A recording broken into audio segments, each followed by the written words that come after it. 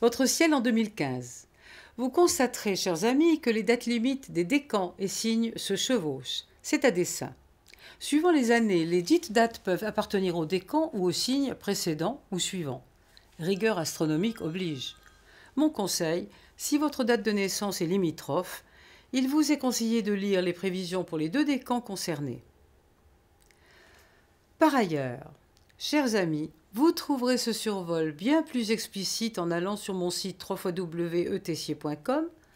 Non seulement vous y découvrirez pour chaque décan les plages heureuses et aussi ce que nous appellerons les dates bémol de l'année à venir, mais vous pourrez commander également vos prévisions personnalisées, sans oublier une comparaison psycho-astrologique avec une personne de votre choix, c'est-à-dire astro-couple. Sur ce, je vous souhaite une année magnifique, constellée d'étoiles.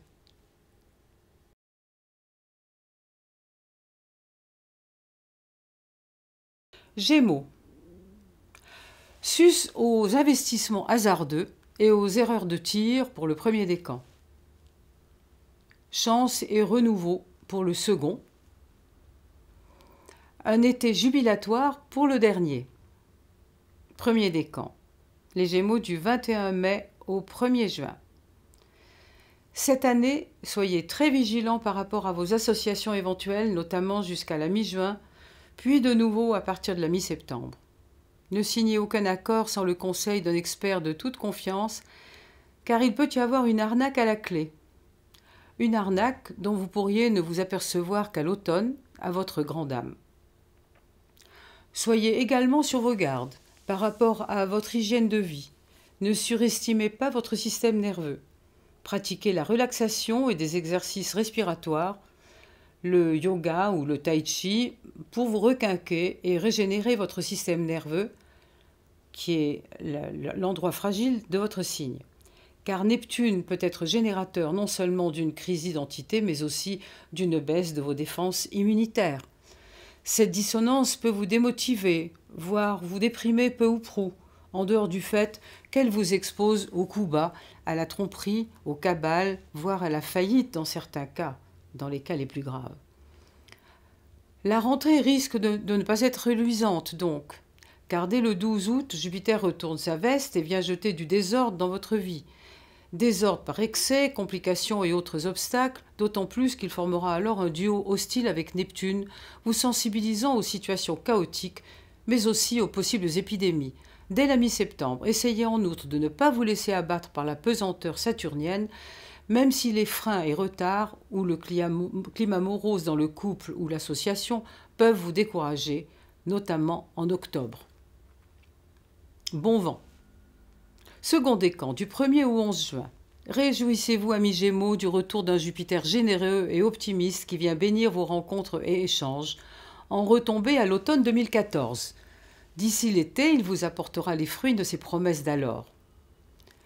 Par ailleurs, écoutez les conseils d'Uranus, qui entre le début de l'année et juillet se promet de doper puissamment vos entreprises et notamment vos nouveaux projets, sans oublier votre vie sociale, vos relations amicales. Entre août et décembre, vous en vivrez déjà la seconde étape, surtout si vous êtes né entre le 5 et le 11 juin, sachant qu'il vous faudra alors également faire face à quelques complications juridico-administratives ou financières. En contrepoint, mentionnons qu'une rencontre des plus chanceuses, à l'horizon, vous attend peut-être au coin de la rue, Gémeaux de début juin, lorsque Vénus et Jupiter vous gâteront de concert, à savoir en avril.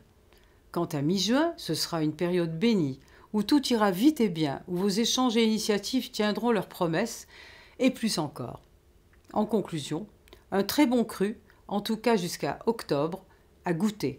D'un autre côté, l'insigne dissonance entre Pluton et Uranus qui préoccupe toutes ces années peut jouer sur des tensions qui pourraient s'exercer par rapport à vos investissements financiers liés ou non à vos relations amicales, celles-ci étant exposées par ailleurs à des crises ou à des ruptures.